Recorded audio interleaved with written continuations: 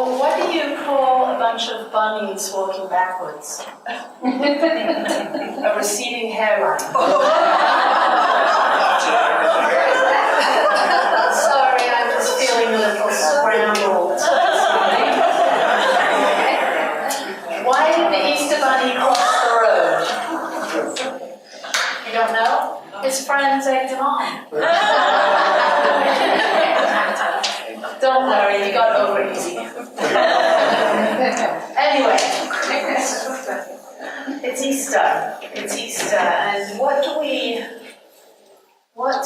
focus on when it's Easter? And so many religions, so many faiths around the world are celebrating in their own particular ways. So what do we do here at a center that honors all paths, that honors all paths to the divine? What do we celebrate today as we contemplate the Easter story, as we contemplate Easter egg hunts and what's the significance of bunnies and chicks and all that? In the pagan communities, they celebrate fertility during this period of time. So there's a lot going on, and we've kind of combined all of that into this Easter, the thing that we do here in America as far as celebrating Easter. And so I thought today I would lean on two philosophies, if you will, or two teachings.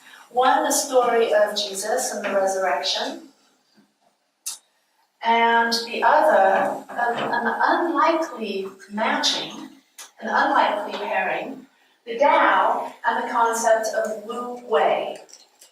The concept of Wu Wei. And that is non-action or non-doing, allowing yourself to be easy with life. It's the art of letting things happen. Does that sound nice? The art of letting things happen. And I really think that Jesus, through this wonderful story of Easter, is an example of letting things happen. Because how many of you are aware of the Christian story of Jesus? I'm sure most of us, having been raised I raised in England, and I know we were taught about the story of Easter, and I'm sure, knowing that my children went through their early years here, I know that they had an understanding of what that was too.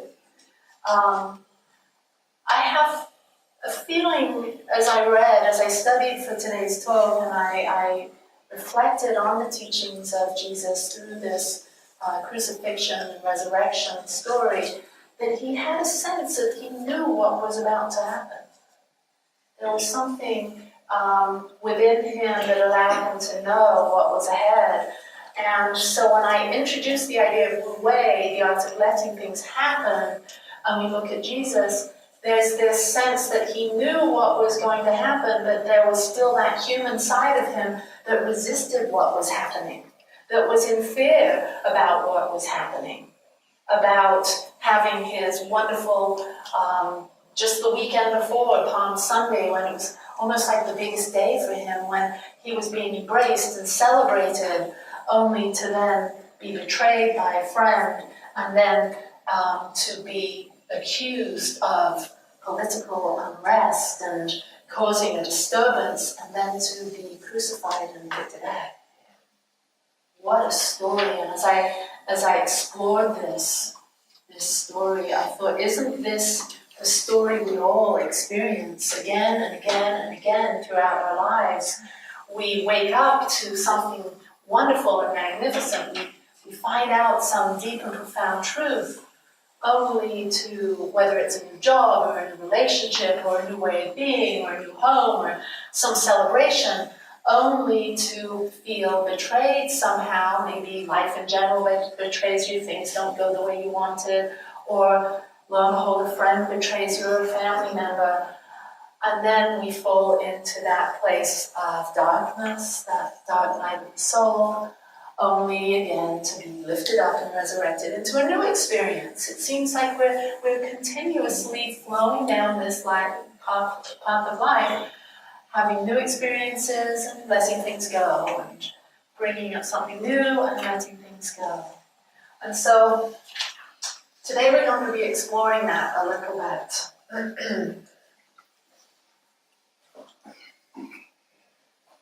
So Dr. Ernest Holmes, who is the author of The Science of Mind, says of Jesus, his whole teaching was that what he did, others could do.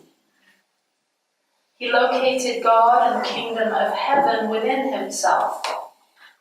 He had plunged beneath the material surface of creation and found its spiritual cause.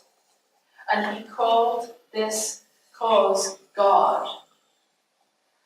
And he called it the Father, he called it his power, he called it the kingdom of heaven, and he said it's within. He said it was within. And he also said greater things ye shall do. So his message there was that this thing within us, this innate knowing, this way we communicate with the divine, this power at the very core of our being, that we can tune in and tap into this and awaken to this and create our lives.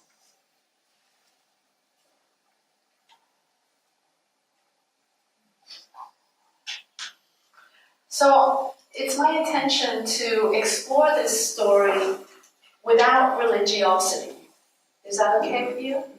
So now we're going to sort of put the religious side of things away and explore what this means, what it means to be crucified.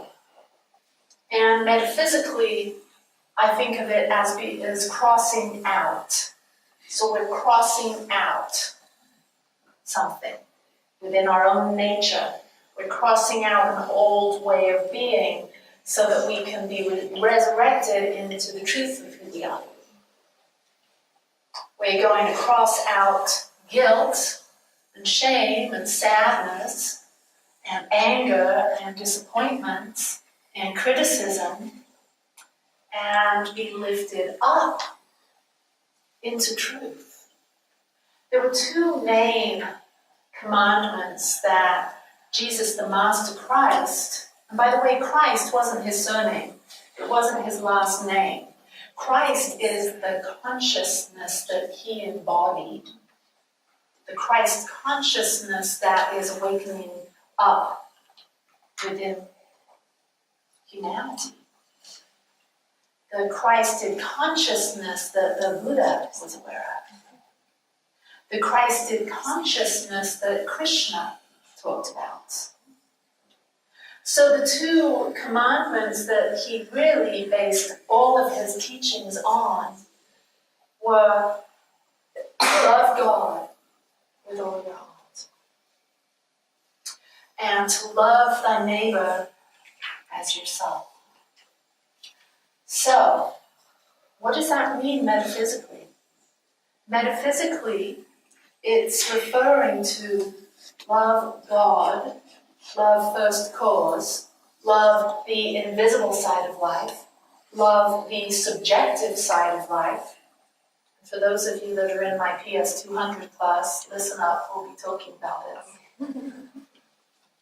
To love that side of us that is the mystery, the unimagined, the unimaginable, the very cause of who we are, the creator, the inspiration, and love yourself in the physical. Love yourself in the physical.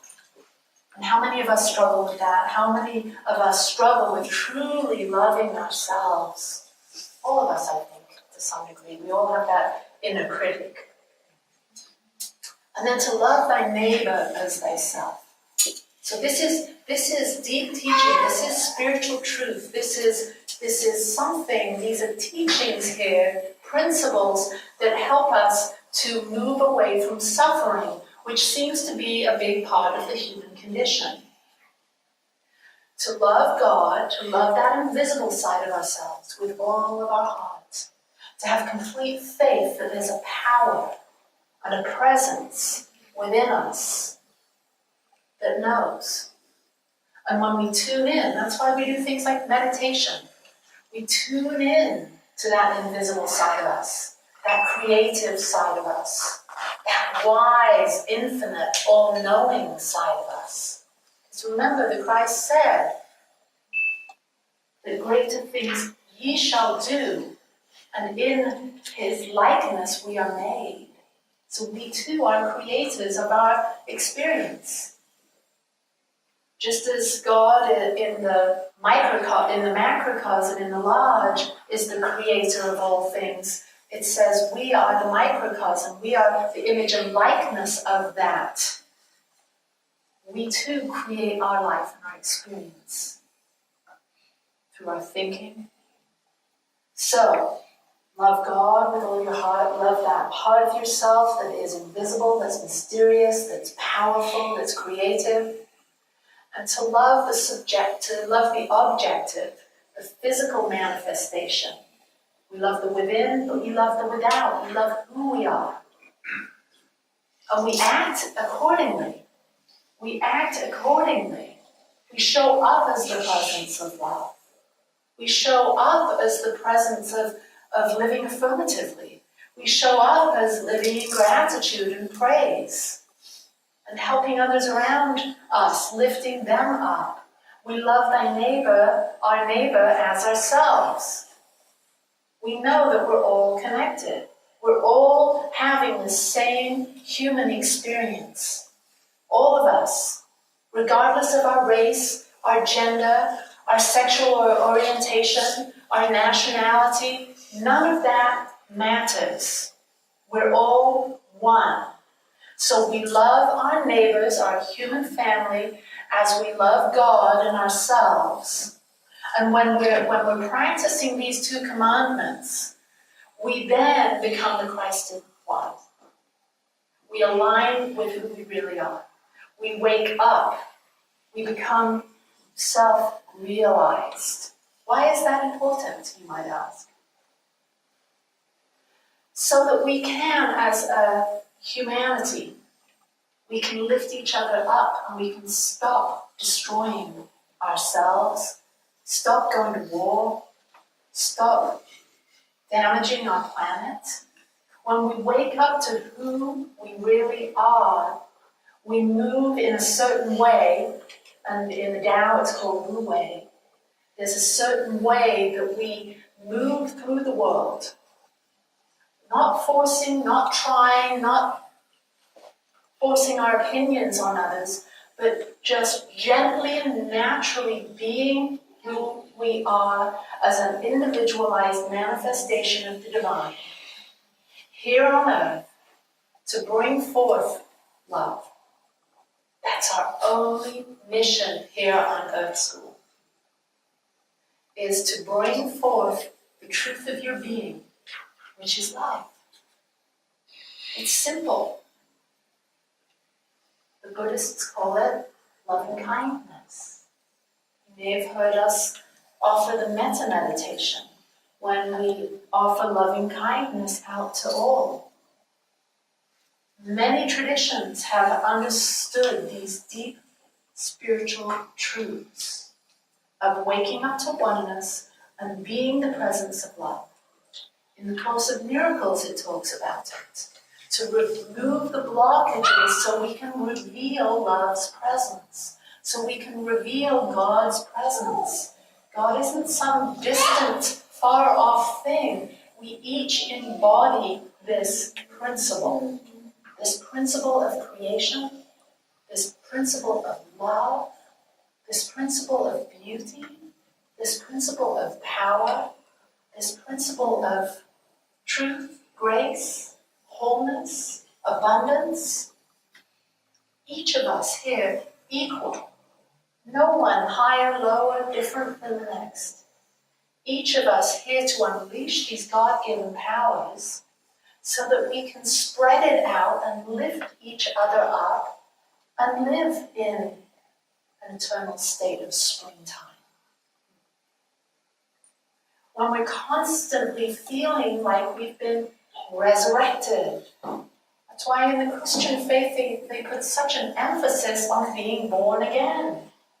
Being born again to the truth that the Master Christ helped us see, that the Master Buddha helped us see, that the Master Krishna talks about in the Vedas. It's all the same. It's all the same. And that's what we come here to celebrate. Went off on a little bit of a tangent there. So I want to lead you through a little meditative process. Dr. Ernest Holmes writes in The Hidden Power of the Bible, there is a daily death to which is untrue. Excuse me. There's a daily death to that which is untrue. So we're going to do this process, this little meditative process, so that you can experience a daily death to that which is untrue. What does that mean? It means that maybe there's something going on within you that you want to lay down, that you want to cross out today. So maybe it's been some heartache about a certain relationship. Maybe it's some money problems, money issues. There are no problems. It's just opportunities, right? Maybe there's something going on with your health. Whatever it is, there's something that you might be willing to cross out today, to release. So, with that in your mind, please close your eyes. And we remember who we are as whole, complete, and perfect. And this crucifixion, this crossing it out, is just laying down the old stories, the old ways of being, of the ways that we have held ourselves back.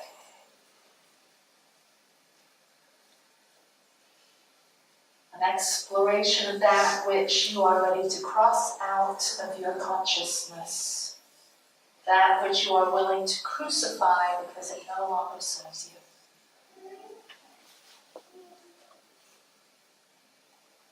Sit with the idea that there is a daily death to that which is untrue. The last thing that Jesus said, his 7 last words were, "Forgive them, Father, for they know not what they do." So, just like we do, we forget at times our infinite nature.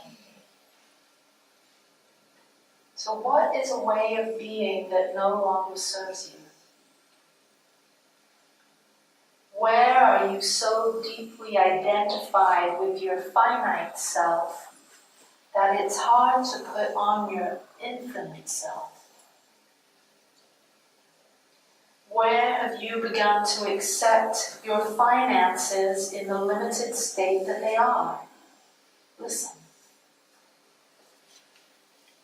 Where have you resigned yourself to the mediocre state of your relationship?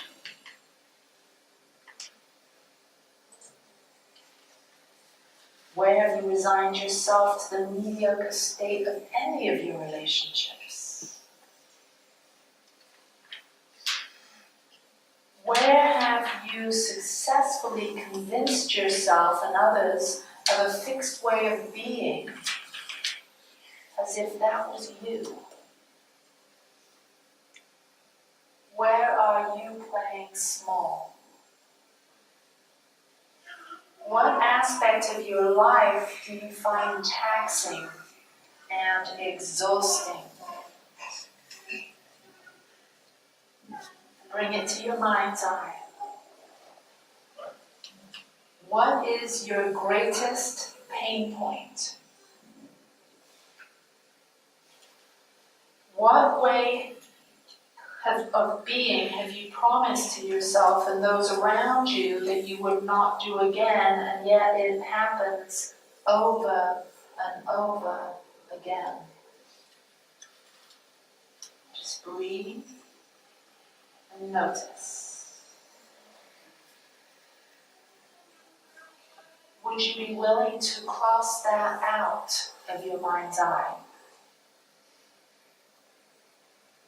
And would you be willing to cross it out? To lay it down. To cross it out and to lay it down. Your finite self is not the truth of your being. Take a deep breath. And exhale and release that you've crossed out now. And I invite you to open your eyes. This is your resurrection. And you can do this over and over again. Lay down what is not serving you. Lay down, instead of beating yourself up when you say that thing that you didn't really mean to say, or you keep doing that thing that you promised yourself you're not going to do. You simply forgive yourself and lay it down. You cross it out and lay it down and be born again into your true, marvelous magnificence.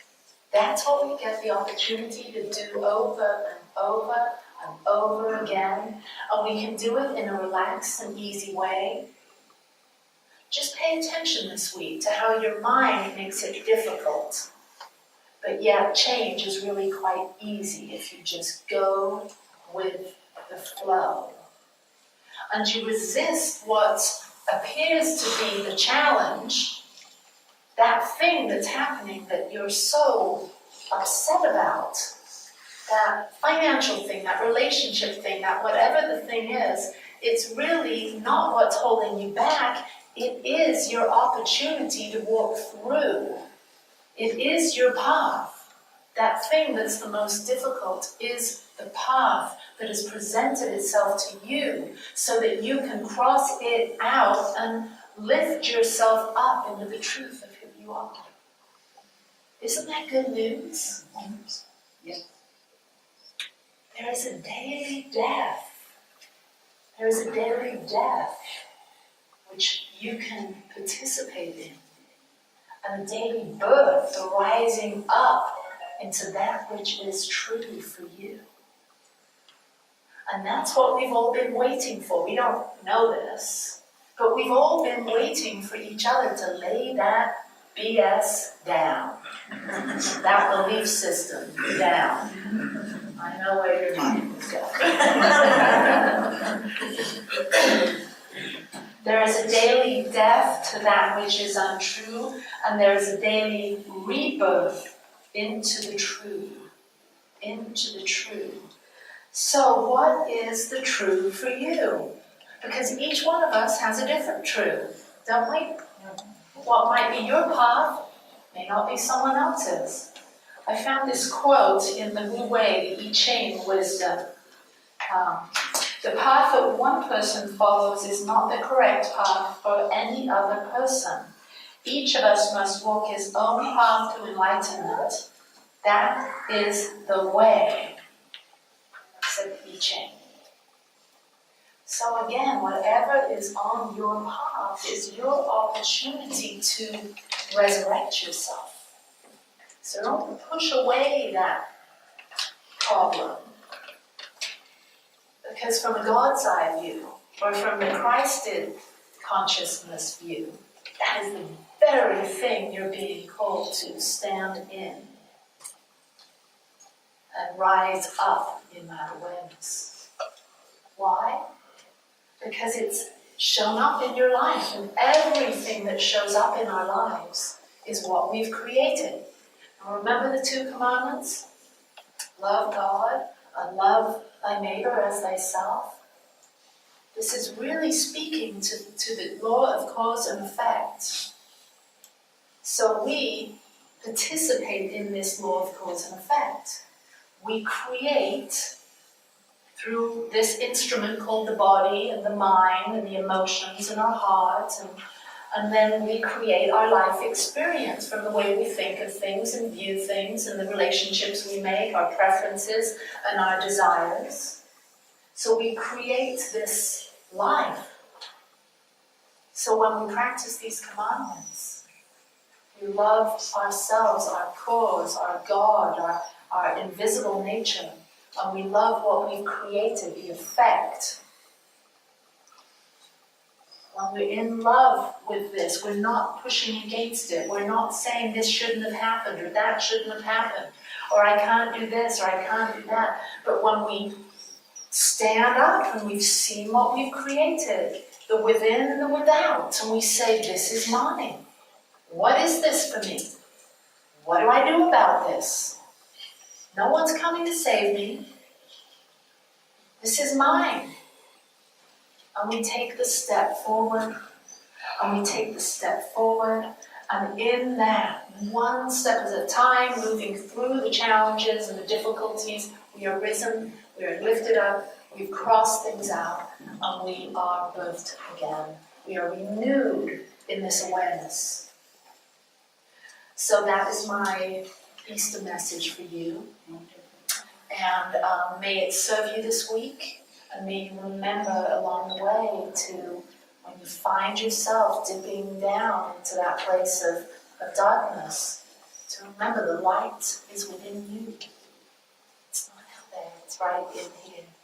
And all it takes is some time, some contemplation, going within and finding the kingdom of heaven that is within each of us. Namaste. Namaste.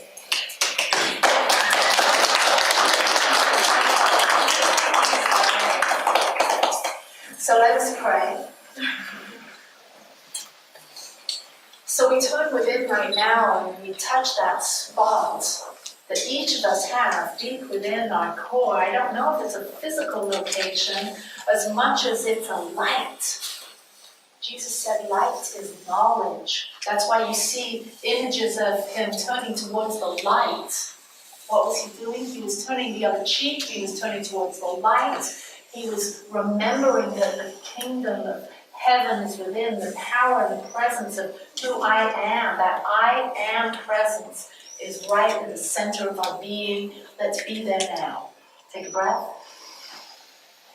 And be in that I am presence, that Christed presence. As we are lifted up today, as I speak this word for all of us, we are resurrected into the truth of who we are. Our Christed self, our Buddha self, our Krishna self, our most enlightened self. And here we are at the very leading edge of consciousness, knowing that it is up to us to stand in the light of our own truth, day after day after day, letting go and crossing out of that which does not serve us, resisting the temptation of fear, moving into faith, resisting the temptation of opinions and judgments that don't serve us, and moving into praise and enthusiasm and curiosity, living a life of affirmation that every word that comes out of our mouths, just like that one, a word of affirmation, yes, to life. So as we embrace this truth of our beings, we shine our lights fully, we see that we light up the world. We light it up. And then like moths to a flame, people are drawn to us, situations are drawn to us, opportunities present themselves. Why? Because it's the law of cause and effect. You be the light, and the universe will be the moth that shows up with your abundance. Can you say yes? Yes. So we wake up to this truth, we fully embrace our power, our co-creative powers, and we don't take this lightly. We put this on and know that we are powerful co-creators, and we are here to do good works. And in this awareness, we relax. In this awareness, we practice the art of letting things be. The art of Wu Wei, non-action, action. And we see and we experience the beauty of life manifest itself abundantly as our lives. For this we are blessed and grateful and ever so thankful.